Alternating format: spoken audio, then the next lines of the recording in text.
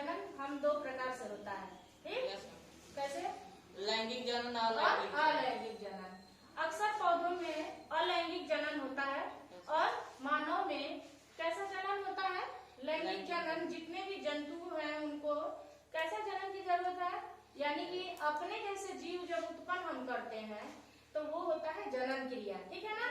सभी अपनी निरंतरता को बनाए रखने के लिए, यानी कि इस दुनिया में, इस पूरी पृथ्वी पे हम निरंतर बने रहें, इसके लिए क्या होता है? कोई भी इस दुनिया में अजर अमर नहीं आया है। अगर सभी मरते रहे तो एक दिन पृथ्वी पे हमारा नामो निशान खत्म हो जाएगा।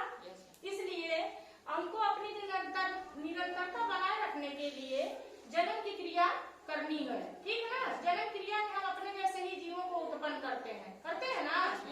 हम इंसान ही पैदा करते हैं और जानवर अपने जैसे जीवों को उत्पन्न करते हैं। पेड़ पौधे भी उत्पन्न करते हैं ना? आम का पेड़ हमेशा आम ही देता है, ठीक ना? नीम का पेड़ नहीं कभी बनता है। तो अब जाने कि मानव में जनन किस तरह से होता है। मानव में जनन हमेशा लैंगिक होता है और इनके लिए नर और मादा दोनों की आवश्यकता होती है। तो नर और मादा दोनों में जनन अंग अलग अलग पाए जाते हैं। आप ये भी जानते हैं कुछ ऐसे भी जीव होते हैं जिनमें दोनों ही अंग पाए जाते हैं। कौन से जीव होते हैं? केचुआ और जोक। उनको कौन से कहेंगे? द्विलिंगी कहेंगे उसको, ठीक है? तो हम एक लिंगी है जिनमें कि नर का अलग अंग है, मादा का अंग अलग है। तो नर में एक नर युग्मक पाया जाता है जिसको हम स्पर्म या शुक्राणु कहते हैं, और मादा में क्या पाया जाता है? अंडाणु, जो कि उसके कहाँ होता है? अंडाशय में पाया जाता है।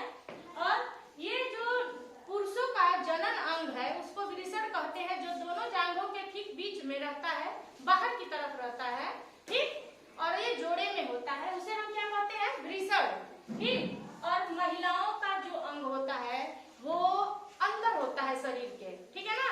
जिसको कि हम गर्भाशय के नाम से जानते हैं। इसमें जोड़े में अंडाशय होता है, ठीक? जो अंडाणुओं का क्या करता है? निर्माण करता है। अब बताए कि नर युग्मक, यानी कि नर युग्मक को शुक्राणु कहते हैं, ठीक है? और जो मादा होते हैं उनको जरा मादा में क्या होते हैं? अंडाणु।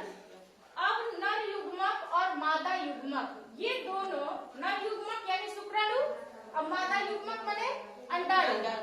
अब ये जब दोनों मिल जाते हैं आपस में, और इस मिलने की क्रिया को निषेचन कहते हैं। क्या कहते हैं? निषेचन होता है। निषेचन हमेशा आंतरिक होता है। क्या? महिलाओं के शरीर के अंदर होता है। जब ये निषेचन होता है और ये दोनों अंडाणु और शुक्राणु आपस में मिल जाते हैं तो युग्मनज का निर्माण होता है। यानी कि अंडाणुओं में शुक्राणु प्रवेश कर गया, यानी युग्मनज बन गया, यानी जीव की उत्पत्ति हो गई, ठीक? ये युग्मनज महिलाओं के शरीर के अंदर 3 महीने रहता है। 3 महीने बाद इसको हम क्या नाम दे देते हैं? भ्रूण। क्या नाम दे देते हैं? भ्रूण। और ये 3 महीने तक, उसके बाद 9 महीना फिर महिलाओं के आंतरिक में रहने के पश्चात इनके अंदर हाथ, पैर, शरीर के सारे अंग डेवलप होते हैं, और उसके बाद से 9 महीने के पश्चात माँ एक नवजात शिशु को जन्म देती है, ठीक है ना? आपको समझ में आ गया सारा? ये तो हो गया नर और मादा। कुछ लोग तो अंडे से अपना बच्चा देते हैं। मुर्गी, बतख, सांप, इनको क्या कहेंगे? अंडीयूज। इनको अंडीयूज, जो कि अपने बच्चों को अंडों से उत्पन्न करते हैं, और जो जन्म दे के अपने जैसे बच्चों को उत्पन्न करते हैं उन्हें क्या कहते हैं? जरायुज। जरायुज में हम किसको किसको कह सकते हैं? बकरी, हाँ, कुत्ता, गाय, भैंस, हाथी, ये सब क्या है? जरायुज है। और उस तरह से हम एक पूरे पैटर्न को समझ लिए आप सभी लोग ना? आंतरिक निषेचन, बाह्य निषेचन। महिलाओं में आंतरिक निषेचन होता है और बाह्य निषेचन कहाँ होता है? किसी अन्य जंतु में होता है। किसमें बाह्य निषेचन? मछली और मेढक। तुम देखते हो कभी तालाब में कुछ लिया करके तालाब वाला डालता है, क्या मतलब इसका हुआ?